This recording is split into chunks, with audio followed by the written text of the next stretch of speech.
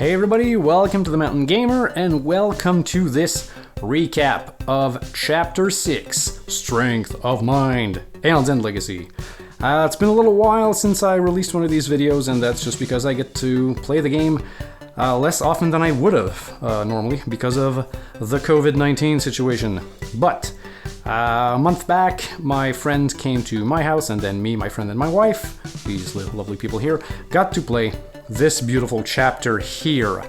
So let's get into it right now with the flavor text, and then we'll see what's in this envelope. So here we go. You can skip this if you don't like it.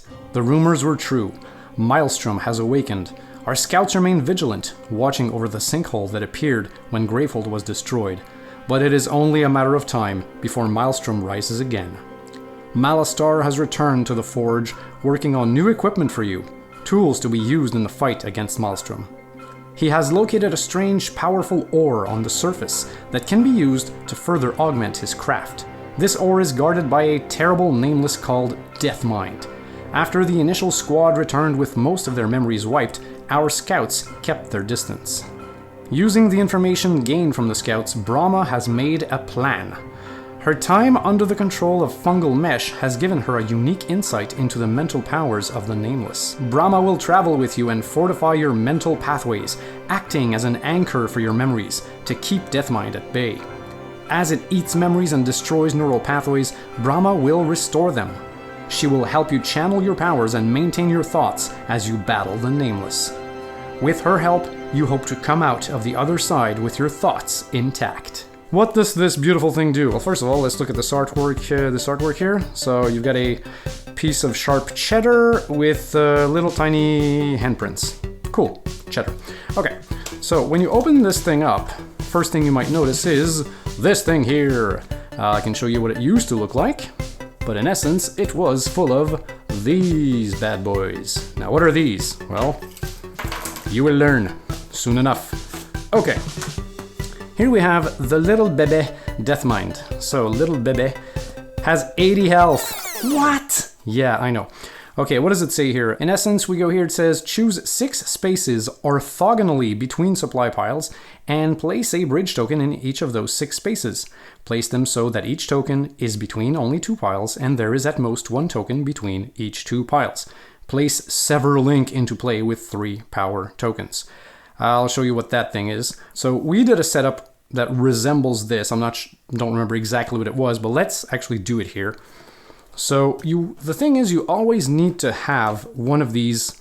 These are like the mental links, okay, that Brahma is doing for us to keep us sane or whatever. So you always need to have a connection that goes back to the first card up here, okay? Now you'll notice I didn't do the exact piles here. I just put 1 card just to show you because I didn't want to take everything out of the box. So 1, 2, 3, 4, I don't know, 5, and I'm doing anything here. Let's say 6. Okay, so what does this do?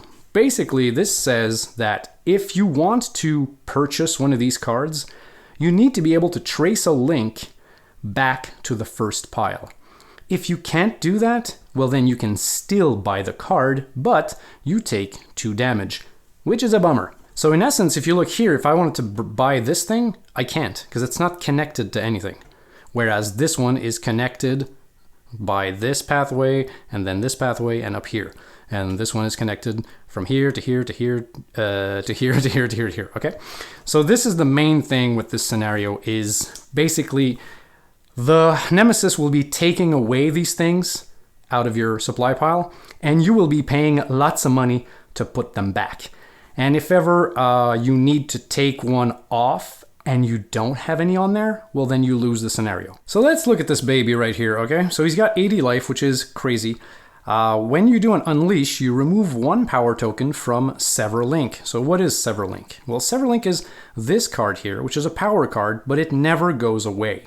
So you put 3 tokens on here at the start of the game, and then these are just going to go off on every Nemesis turn, and when it unleashes, so essentially all the time, okay? So this thing is going to activate like 30 times during the game, okay? So what it does here, when the last power token is removed from this card, resolve it immediately. Fine. Power 3, Deathmind severs a neural bridge. Discard a bridge token in play. If you can't, Gravehold suffers 20. Oh, see, I just told you if you can't, you lose, but I mean, it might as well be. Okay, Grateful suffers 20. Come on. We're at 30, and it's going to take damage. So yeah, essentially, if you can't remove a neural bridge, you're going to lose. And then it says, do not discard this card from play. Instead, add 3 power tokens on it. So basically, let's say it's a Nemesis turn. You'll go, boop.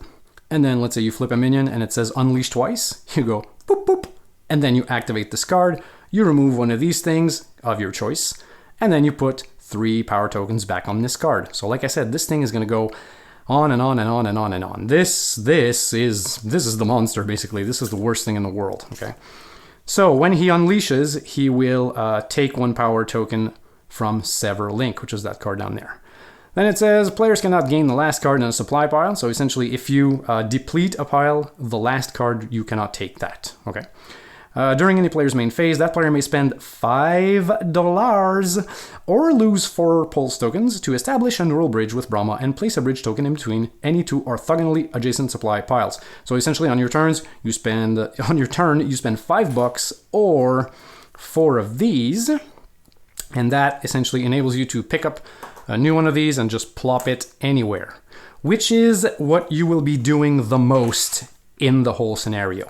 Because again, this thing unleashes, this is a power card that keeps going, so yeah, you're gonna need to pay a lot of money and a lot of pulse to put these things back, because they will keep going and going and going, and then you can't buy anything, because, you know, as soon as, you know, this happens like 3 times or whatever, well then all of these cards are inaccessible. So you're gonna have to pay some money to put back some links, like so.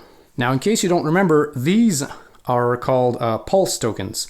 And this might be a good time now to look at our previously selected upgrades, okay? Because some of these cards actually do give us pulse tokens. So let's just look at those right now. All right, quickly up here, this one gives us 2 ether, or you can silence a minion, which is, again, a super useful thing. You plop one of these tokens on the minion, and it basically gives you a turn where the minion will just do nothing, and then you remove the token.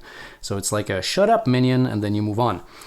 This one here, you gain 2 ether, and if you have 2 or more prepped spells, gain an additional ether, which is good because my friend has, kind of works with one of his powers where he's got a lot of spells prepped at all times, so he almost always gets that bonus ether.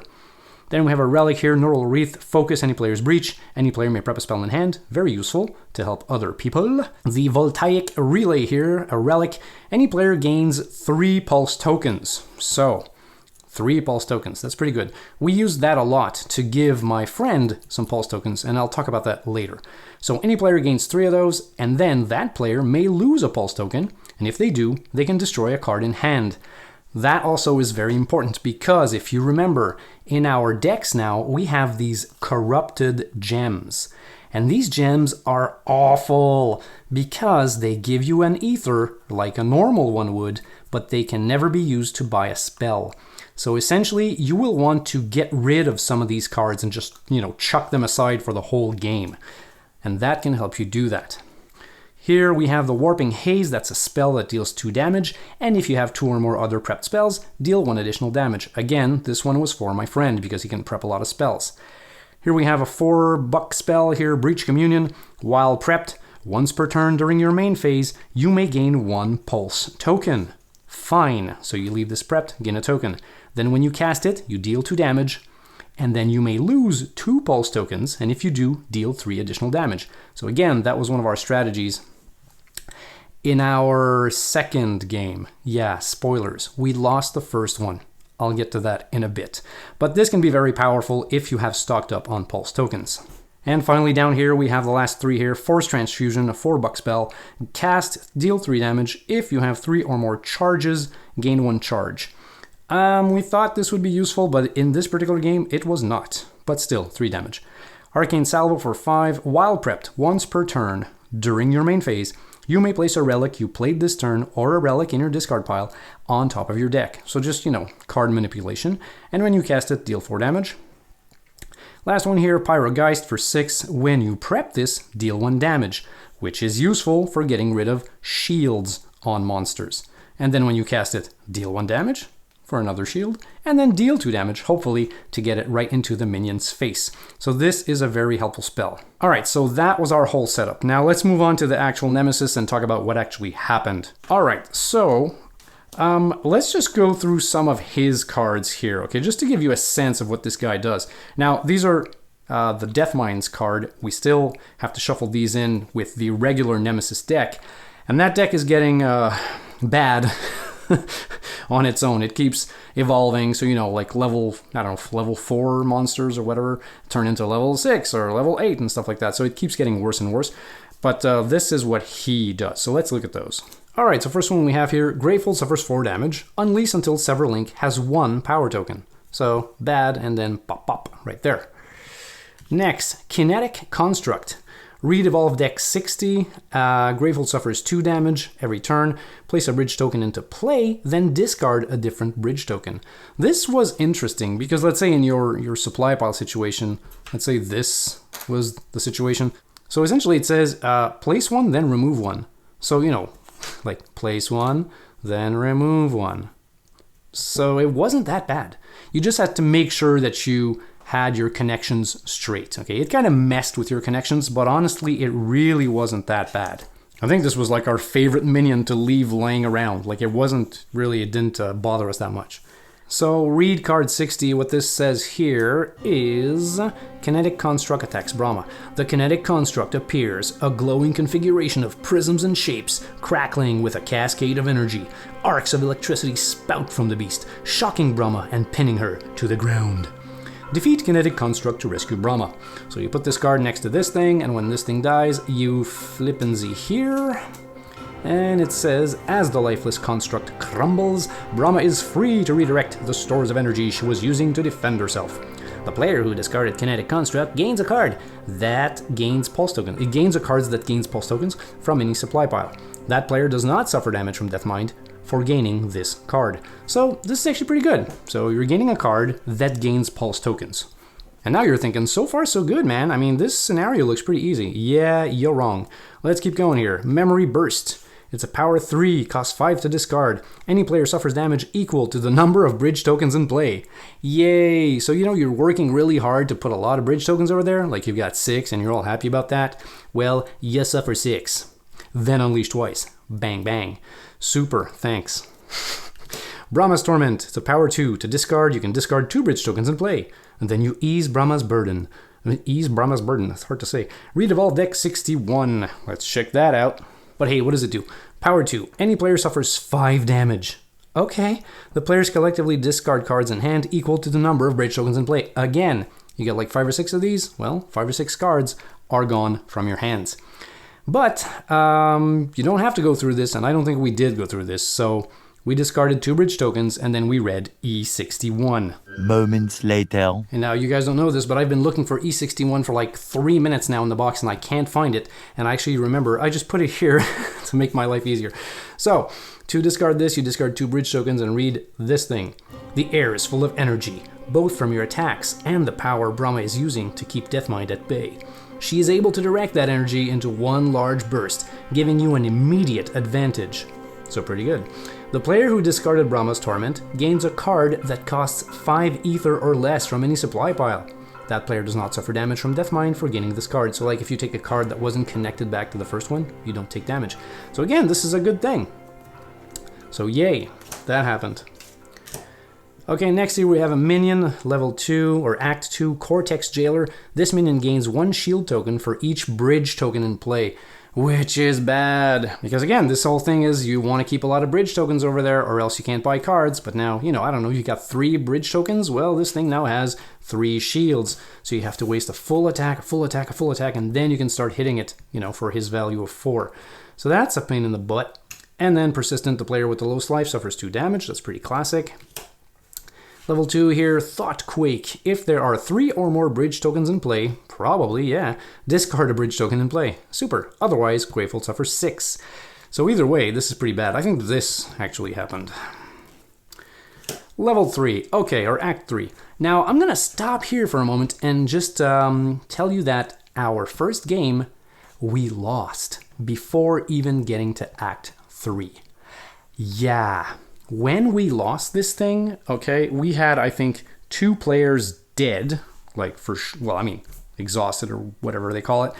And Gravehold was at 3 life, and then the killing blow came, and then we lost. And this guy, okay, after like a whole, basically half of the game, he was at 72 on 80. We had done no damage to this guy. We just could not buy spells and hit him. We were too busy with the minions. We were too busy spending our money on these things, right? And because our gems are corrupted, like, you know, this isn't my deck, okay, this is my hand, but mine is, they're all like this, okay? Like, my wife is lucky, she's got 2 that are still good, but all of mine are crap. So it was extremely hard to buy spells. And we were just spending our time wasting money on buying these things because we didn't want to, you know, die. So yeah, it was pretty horrible. We died. We died.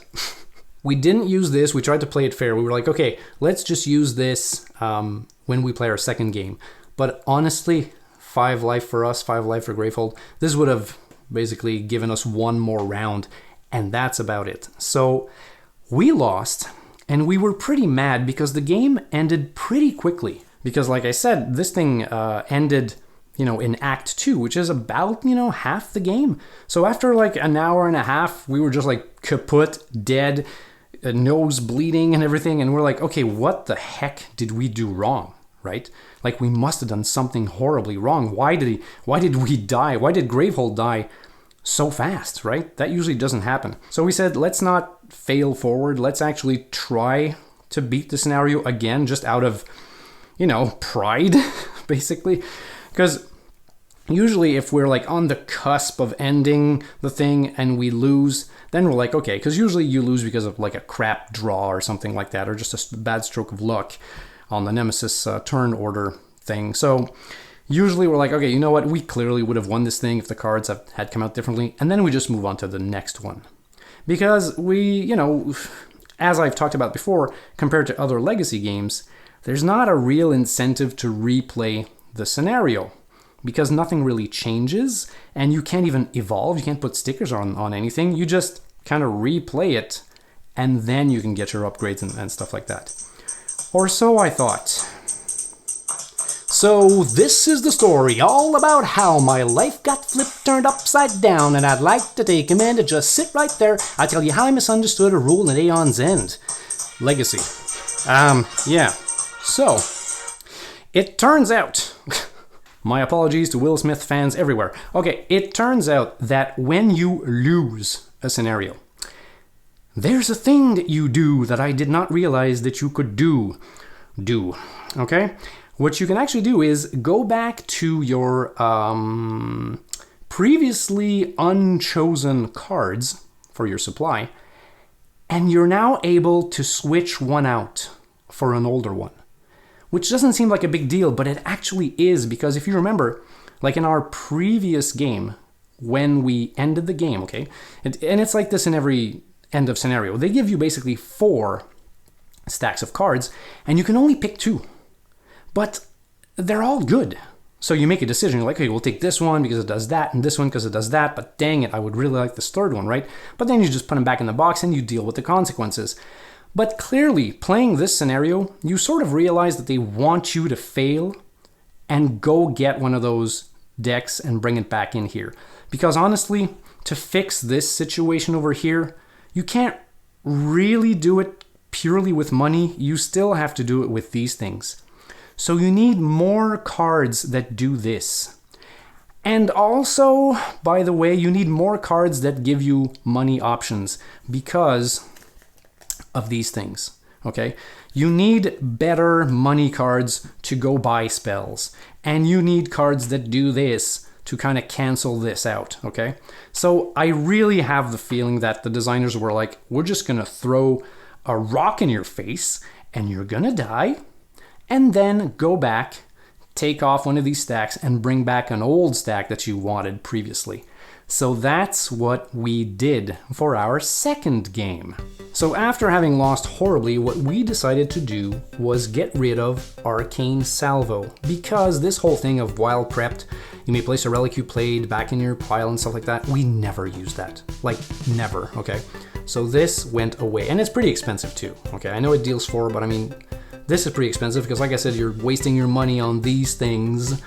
So yeah, we got rid of that, and in its place, we actually brought in a gem. I'm gonna put it down here just for the purposes of filming, but we brought in Conductive Grit, which was something that was offered to us at the end of our previous mission, right? But we decided to not go with that because we, just took 2 other cards. So this thing here cost 3, so it's not a lot. Gain 2 ether, yay, to sort of, help out this whole situation of crap. And you gain a pulse token. So basically just this answers both of my worries that I was explaining, beforehand. So it gives us money, clean money, and it gives us some of this stuff. Or you may lose 1 pulse token, and if you do, gain 3 bucks. So basically, gain bucks, gain pulses, or turn bucks into tokens. So it's a win-win, right? So I really feel like, I don't know. Why did we not take this the first time around? I don't remember, but clearly we had to make some choices, and yeah, there you go. So now this was back in our supply, and we tried the game a second time. All right, so I've rearranged our setup for the second game. So this was basically it. You'll see the Conductive Grid is up here, and then we've got the spells down here, those 2 relics. So yeah, so then we played our second game. And things went still pretty horribly, actually. Within the first few rounds, right away, my friend was telling me, like, this game, Aeon's End, as a thing, he's like, I've never felt so much dread and so much just despondency, because you start the game and within a few rounds you're just getting hammered and hammered and hammered, and you're like, oh my god, we're gonna play this thing for 2 hours and we're gonna die. Like, I'm sure we're gonna die. And honestly, for the first 3/4 of the game, we were certain we were going to die. Like, because the same thing was happening. Yes, we were buying a little bit more of these things, and yes, we were loading up on spells, but there was an important switch halfway, okay? And then things started going our way in the 3rd quarter. A lot of fractions here, I know. But, okay, what happened was, at one point I was like, okay, this clearly isn't working. We have to stop trying to do everything, okay? And what I mean by that is, we have to, and I know I say this every time, you have to pick a role and go with it, like all in, okay? My friend can have spells pretty easily. So we were like, let's give him spells all the time. Let's give him money if we can all the time. Let's give him these pulse tokens so he can activate those spells all the time. We basically made him the one-man fighting crew, and we were just the people that would patch this and send good stuff his way. That's it. And I know this is very counterintuitive in a deck builder because, the name suggests deck building. You want to buy things and put them in your deck and build your deck and make your deck powerful. But Aeon's End is like the anti-deck builder in a lot of ways. You really have to be careful about what you buy and in certain quantities. Honestly, at the end of the game, my character had bought 3 cards, 4 at the max. That's it. That's not a lot. That's kind of a bummer when you're playing a deck builder, right? Compared to Star Realms or something, it's like your deck is full of these awesome cards. But here it's like, no, I bought 3 or 4 cards because I want to do one job. Like, clean this and, like, buy some cards that send tokens his way, right? So that was it. When we got into that mindset, then things slowly started climbing back up for us and going our way. Because now, exactly as I said before, what would happen is me and my girlfriend here, my wife, would fix the situation and he would just shoot down those minions. And that was it, like ka-ching, pow, ka-ching, pow. And eventually, it was starting to work out. And by Act 3, well, let's go look at these Act 3 cards that we didn't look at first, and then I'll talk about how everything kind of resolved. All right, so in Act 3, Brain Wipe.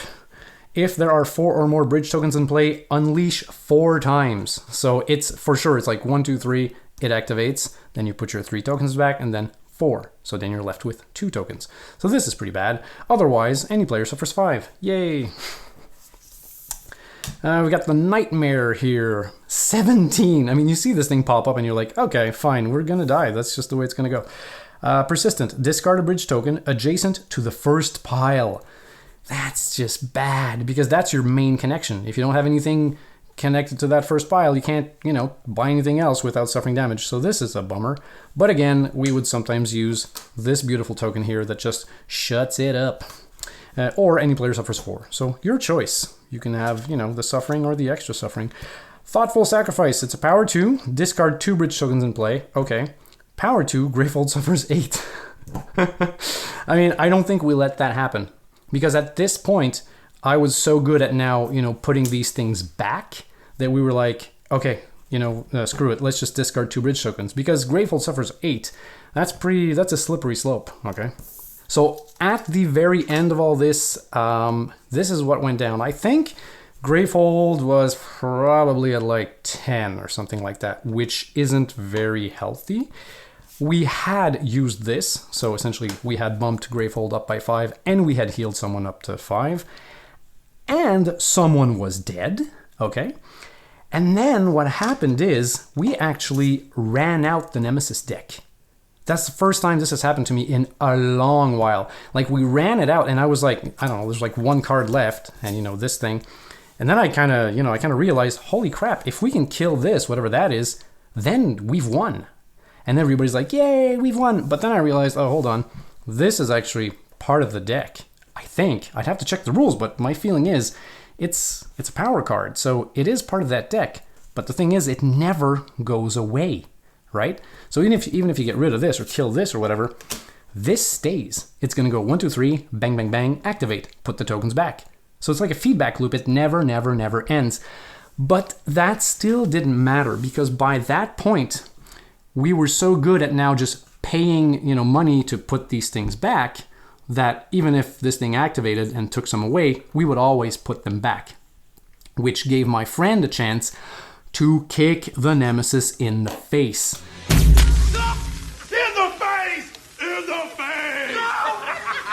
So I think that by the time we ran out the deck, this might have been at I don't know, 60 or 55 or something, which is still incredibly high, right?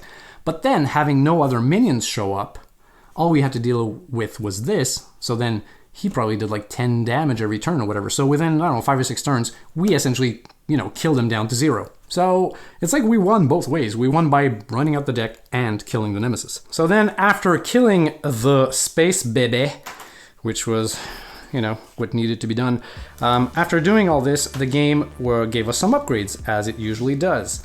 So we had a card like this, basically this whole thing which you ripped off and then it's all stickers. These are weird. I've got some footage of this, but basically you're just adding a thing on your guy. Okay, this is a belt. If you look, he's got now a belt that is shiny. Okay, fine. My friend has a lantern that he now holds, as well as his scepter, and my wife has some goggles. Yep, goggles. So, now this is just for fun, okay? But honestly, what's cool is you pick one of these things and you add it to your character card here. And this then just becomes one more thing that you do. It's not related to these charges. It's just like part of your, your main thing, okay? Like if you look at her, what she's doing right now, like before we even stuck this thing on, she's got the defibrillator. At the start of your first turn of the game, gain 2 charges. So that's just something she does. And the other one here, mouth to mouth. Activate during your main phase. Any player gains 3 life. So this is at the start of the game. This can be done anytime. And then she picked something else. Let's actually look at the ones we didn't take. Honestly, they're all pretty good, okay? Well, let's just look at this here. So, this one here says your maximum life is increased by 5. At the start of the game, gain 5 life. So, if you're a weakling, fine, do that. But I mean, like I said, we could have taken that. That's pretty good. That just makes somebody a tank. So whenever the game says, any player suffers a 3 damage, well then you just send it his way, right? But we didn't take it. Again, if I had to choose, I probably would. It's pretty good. Here it says when you destroy a card, gain a charge. If you're one of those players that likes to get rid of cards, then yeah, that's a good deal. And honestly, we do like to destroy cards, but we didn't get a chance to really do it in this particular scenario, so we just didn't go for that. But again, this is pretty good. Here it's pretty small here. It says once per turn during your main phase, you may lose 2 pulse tokens. If you do, return a card in your discard pile to your hand. Sounds pretty dang strong, but we don't know if we're going to be using pulse tokens in the future. I mean, I guess so, because they do mention it here, but we don't know what they're going to be useful for. So if you get a scenario where you have to lose pulse tokens just to survive, well then this kind of becomes, you know, so we didn't take that. Here it says, sparks that you cast deal 1 additional damage, which is, you know, it's cute because those sparks only, you know, deal 1. But I mean, cute is not going to cut it. This is a cutthroat game here. This ain't good enough. And over here, once per turn, when you cast a spell that deals 5 or more damage, gain 2 charges. Yeah, but this doesn't happen very often, honestly. So we didn't go for that. So what did we go for? Well, if we look at my wife here, so she's got, this is French here for, there you go. Tiens, there you go. It says once per turn during your main phase, when you gain a spell, you may place that card into any ally's hand. There you go. So this is pretty good because we do like to help, like I said, we do like to help this guy. Because his first breach can hold 2 spells, so he has a lot of spaces for spells without having to fiddle around with opening these breaches. So we thought this was nice, just, you know, picking up a thing and giving it to your friend. Yay, cooperation. My friend here has ta gueule. Ta gueule means shut up, like shut the F up even, in French. So once per turn during your main phase, you may discard a card in hand. If you do, silence a minion. That's awesome. So yeah, how about you just get rid of one of those stupid cards to put a silence a minion for free? That's pretty good. We can't wait to use that. We love silencing minions. It's one of my favorite mechanisms in the whole game, I think, so far. And what I've got here, I have the Shamalamadingdong. Once per turn, when you focus or open a breach, deal 2 damage. I do actually focus and open my breaches because I don't have it here, but in my particular deck, like this guy's card, it says that if I have 3 or more open breaches, I can heal myself 1 or 2, right? So I have an incentive to keep my breaches open, to focus them and all that. So I thought this kind of worked with what I was already doing. Shamalamadingdong, which is neither French nor English. No, it's English, I think. So yeah, and then last but not least, the game gave us new cards to change our supply setup. But we were too tired that night and we didn't do it. So we looked at the cards fast here. I can show you the cards. Okay, I'll show you the cards. All right, kids, so an exclusive look. There we go. Boom. We've got the Full Might Slab, a $6 gem. Yeah, right. Gain 1 ether, gain 2 pulse tokens. Until the end of the turn, you may lose 1 pulse token to gain 1 ether any number of times. Yeah? Okay, so basically just turns money into pulse. Yes, but, I mean, we kind of have that does a similar thing, so I don't think we'll go for that one. But then again, I'll have to talk about it with the group. Next, we've got the Prophetic Lens. $4 for a relic, gain a charge. Reveal the top card of your deck. You may destroy it. If you don't, gain a buck. Ah, that's cute. Maybe. Because right now the card that lets us destroy cards is that one. Any player gains 3 pulse. That's pretty strong. You just shoot 3 pulses at someone across the table. That's pretty nice. And then that player may lose a pulse, and if they do, they can destroy a card in hand. Gain 1 charge. Yeah, okay. Reveal the top. So you kind of gamble, and then you may destroy it. But I don't know. It's cute. But I don't know that we'll replace this. I mean, we don't have to replace 1 for 1, but I don't know, man. I don't know. I just don't know. Okay, what else? We have the Sparking Siphon. When you gain this, it's a spell. When you gain this, gain 2 pulse tokens. Well, that's nice.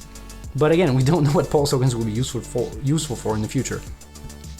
So when you cast this, deal 2 damage. You may lose 1 pulse token. If you do, any player gains 1 life.